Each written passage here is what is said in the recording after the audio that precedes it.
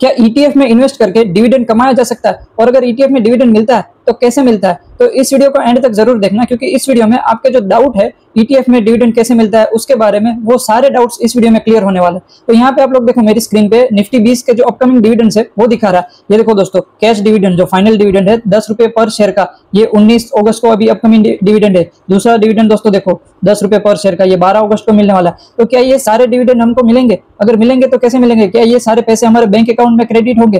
तो ये सब समझते हैं दोस्तों। म्यूचुअल फंड में कैसा होता है? म्यूचुअल फंड जो है वो दो ऑप्शन देता है आपको कि डिविडेंड को आपको कैश आउट कराना है। कैश आउट कराना मतलब कैश आउट करवा के आपको अपने बैंक अकाउंट में डिविडेंड लाना है, या फिर आपको डिविडेंड को री इन्वेस्ट कराना है उसी म्यूचुअल फंड में। तो म्यूचुअल फंड तो ये दो ऑप्शन देता है। अब ईटीएफ में क्या ऐसा कुछ होता है? तो दोस्तों ईटीएफ में डिविडेंड मिलता था पहले। जो ईटीएफ है, पहले ईटीएफ में जो डिविडेंड है वो बैंक अकाउंट में क्रेडिट कर दिया जाता था, आपको कैश आउट का ऑप्शन दे दिया जाता था। लेकिन अब कुछ रूल्स चेंज हुए, उसके हिसाब से जो अभी जो ईटीएफ है वो डिविडेंड जो है वो कैश आउट नहीं करवाते, वो डिविडेंड को री इन्वेस्ट करते हैं, और उसकी जो ईटीएफ की एनएवी है, उसकी नेट एसेट वैल्यू वो बढ़ जाती है। फॉर एग्जांपल अगर मैं आप लोगों को दिखाऊं कि यहाँ पे तो लिखा हुआ है अपकमिंग डिविडेंड, तो ये अपकमिंग डिविडेंड्स दोस्तों निफ्टी 50 की जो कंपनी है वो दे रही है। तो निफ्टी 20 जो है वो इन्हीं 50 कंपनी में इन्वेस्ट करता है, तो ये डिविडेंड जो है वो निफ्टी 20 को मिलेगा, वो एएमसी को मिलेगा।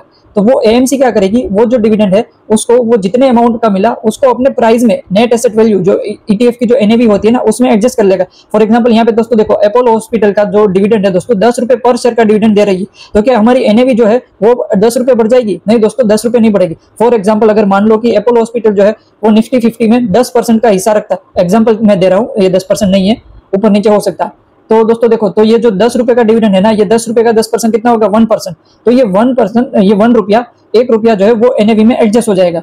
तो आपने ये समझ लिया कि जो आपको जो डिविडेंड है वो डायरेक्ट बैंक अकाउंट में नहीं मिलेगा, आपकी जो एनएवी है वो बढ़ जाएगी, एनएवी में प्राइस एडजस्ट हो जाएगा। अब मैं आपको एग्जांपल भी दिखा देता हूं दोस्तों। यहाँ पे देखो, ये निफ्टी 50 का चार्ट खुला हुआ, ये 5 साल का हम रिटर्न देखें तो जो निफ्टी 50 ने हमें रिटर्न दिया है वो 123% का कुछ 5 साल में रिटर्न दिखा है। अब निफ्टी 20 का रिटर्न देखते हैं। जो निफ्टी 20 का रिटर्न है वो इससे तो ज्यादा ही होना चाहिए ना, क्योंकि हमने तो डिविडेंड भी री इन्वेस्ट कर दिया था। तो अभी निफ्टी 20 का 5 साल का रिटर्न देख लेते हैं।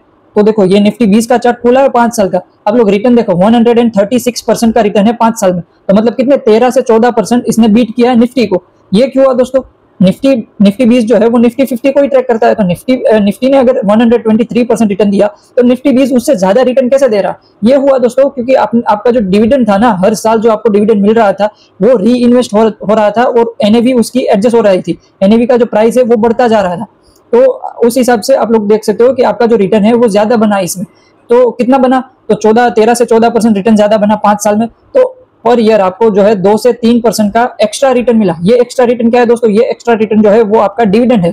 तो दोस्तों यही जो है एक खास बात होती है ईटीएफ की। क्यों? कि इसमें जो है डिविडेंड है वो री इन्वेस्ट हो जाता है, तो आपकी जो है एनएवी बढ़ जाती है। तो आपका रिटर्न जो है वो दोस्तों डबल कंपाउंडिंग से काम करने लग जाता है। तो आपकी जो कंपाउंडिंग की स्पीड है वो बढ़ जाती है। अगर मान लो कि यही जो डिविडेंड है वो आपको बैंक अकाउंट में मिलता, तो आप लोग खर्चा करके वो डिविडेंड को वेस्ट कर देते। लेकिन यहाँ पे क्या हो रहा है दोस्तों? यहाँ पे जो डिविडेंड है वो इन्वेस्ट हो रहा है। तो डिविडेंड इन्वेस्ट होकर, डिविडेंड जो है वो री इन्वेस्ट होकर आपकी जो कंपाउंडिंग है वो बढ़ा रहा है, आपका जो अल्टीमेटली आपका रिटर्न है वो बढ़ा रहा है। तो ये दोस्तों अच्छी बात है ईटीएफ में। तो अगर वीडियो अच्छा लगा तो वीडियो को लाइक करो। आई होप आपका जो डाउट था कि ईटीएफ में डिविडेंड कैसे मिलता है, तो दोस्तों जी हाँ, ईटीएफ में डिविडेंड जरूर मिलता है। लेकिन कैसे मिलता है? बैंक अकाउंट में मिलता है? नहीं, बैंक अकाउंट में ईटीएफ का डिविडेंड नहीं मिलता। वो री इन्वेस्ट होकर उसकी एनएवी बढ़ जाएगी, एनएवी में प्राइस एडजस्ट हो जाएगा। ठीक है दोस्तों, अगर वीडियो अच्छा लगा तो लाइक करो, चैनल को सब्सक्राइब करो। थैंक यू दोस्तों।